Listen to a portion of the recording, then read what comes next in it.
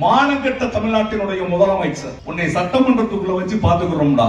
நாங்க என்ன கோமாளி பையில நினைச்சுக்கிட்டு இருக்கிற? சட்டமன்றத்தை பூட்டுவானா? பூட்டினா உனக்கு எலும்பு இருக்காது, ஒட்டச்சிட்டு தான் உன்னை அனுப்பி விடுவானா. உங்கள் சத்யாவில் இப்பொழுது ஆடி அதிரடி தள்ளுபடி.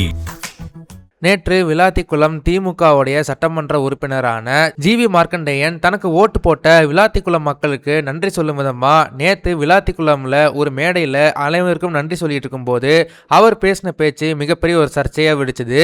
அவர் பேசிட்டு இருக்கும் போது மானங்கெட்ட முதலமைச்சர், அவர் ஒரு வேளை சட்டமன்றத்துக்கு வந்தாக்கா கையை உடைச்சிருவோம் அப்படின்ற மாதிரி ரொம்பவே சர்ச்சைக்குரிய விதத்துல அவர் பேசியிருந்தாரு.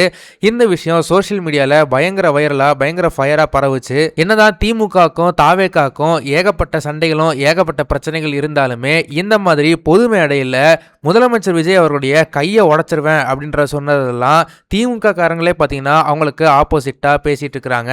இந்த விஷயம் ரொம்பவே வைரலா ஸ்ப்ரெட் ஆன காரணத்தினால விளாத்திக்குளம் போலீசார் அவருடைய வீட்டுக்கு அதிகாலையில் வந்து அவர் வாக்கிங் போய் முடிச்ச உடனே பார்த்தீங்கன்னா அவரை அரெஸ்ட் பண்ண வந்துட்டாங்க.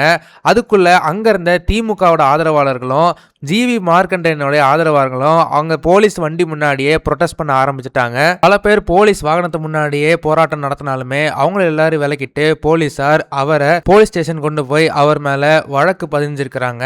அவர் பேசினதுக்கு பிஎன்எஸ் செக்ஷன் 351, 352, 353 ஆகிய பிரிவுகளில் அவர் மேல வழக்கு போட்டிருக்கிறதா சொல்லப்படுது. கட்சி ரீதியா கொள்கை ரீதியா பல வித்தியாசங்கள் இருந்தாலுமே தாவேகா திமுக மேல அதீத விமர்சனங்கள் வச்சாலுமே இந்த மாதிரி மக்கள் தேர்ந்தெடுத்த ஒரு முதலமைச்சரை ஒரு பொது மேடையில இந்த மாதிரி வன்முறையை பிரதிபலிக்கிற மாதிரி பேசியிருக்கிறது திமுகவுக்கு மிகப்பெரிய ஒரு பேக் ஃபயர் ஆகக்கூடும் அப்படின்ற மாதிரி அரசியல் விமர்சகர்கள் பேசிட்டு வராங்க.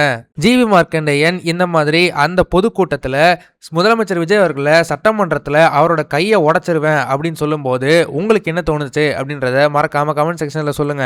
இந்த வீடியோ உங்களுக்கு பிடிச்சிருந்தா மறக்காம லைக் பண்ணுங்க, ஷேர் பண்ணுங்க. இதே மாதிரி தொடர்ந்து நிறைய இன்ட்ரெஸ்டிங்கான வீடியோஸ் பார்க்க வீ டாக்கிஸ் சேனலை சப்ஸ்கிரைப் பண்ணுங்க.